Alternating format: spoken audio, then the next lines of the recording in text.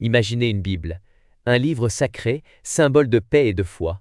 Maintenant, imaginez que ce livre contient une arme mortelle, soigneusement dissimulée dans ses pages. Cette Bible-pistolet n'est pas une légende, elle a réellement existé et a appartenu à l'un des hommes les plus puissants de Venise, Francesco Morosini, doge de Venise au XVIIe siècle. Cette histoire est celle d'un homme de foi, mais aussi d'un homme de guerre. Une arme cachée au cœur de la foi. Pour se protéger ou pour assassiner. Aujourd'hui, nous allons lever le voile sur l'incroyable mystère de la Bible-pistolet de Francesco Morosini. Abonnez-vous à la Poudre Noire par Alex pour d'autres histoires fascinantes sur les armes anciennes. Francesco Morosini est né en 1619 dans une illustre famille de la noblesse vénitienne. Très jeune, il est formé aux arts militaires et politiques, car Venise est alors une puissance maritime majeure, mais menacée de toutes parts par l'Empire ottoman. Morosini s'illustre très tôt lors de la guerre de Crète, 1645 à 1669, un conflit sanglant opposant Venise aux Ottomans. Il dirige la flotte vénitienne avec une stratégie implacable, mais après 24 ans de combat, Venise perd la Crète. Malgré cet échec, Morosini devient un héros national. Sa réputation de chef militaire le mène finalement au sommet du pouvoir. En 1688, il est élu doge de Venise. Mais le pouvoir à Venise est fragile.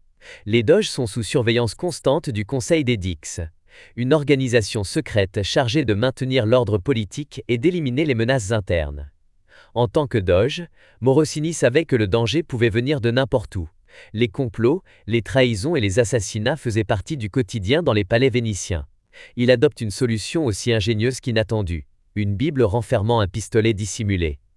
Mais ce n'est pas une simple cachette. La Bible a été soigneusement creusée pour loger le canon et le mécanisme du pistolet. Le canon est dissimulé dans la tranche du livre. Un mécanisme secret, caché dans le marque-page en soie, permet d'armer et de tirer sans jamais ouvrir le livre. En tenant la Bible entre ses mains, Morosini pouvait littéralement tirer en pressant un petit levier dissimulé dans le bord du livre. Une arme de défense ? Ou un instrument d'assassinat?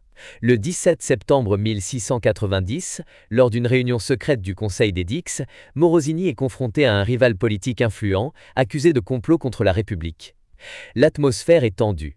Soudain, le rival de Morosini se lève brusquement, une lame à la main. Les gardes n'ont pas le temps de réagir.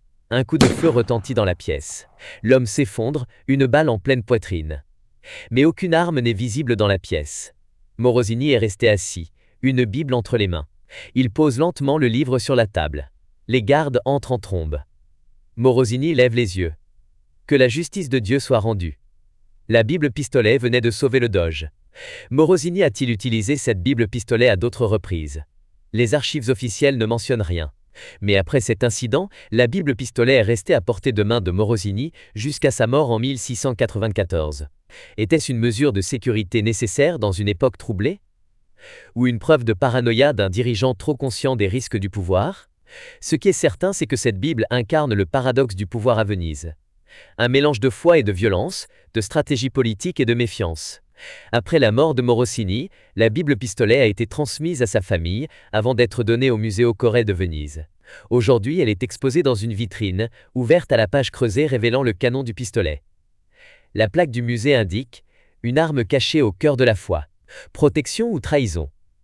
La Bible-pistolet est devenue une curiosité historique, une relique de la puissance vénitienne et du danger qui accompagnait cette puissance.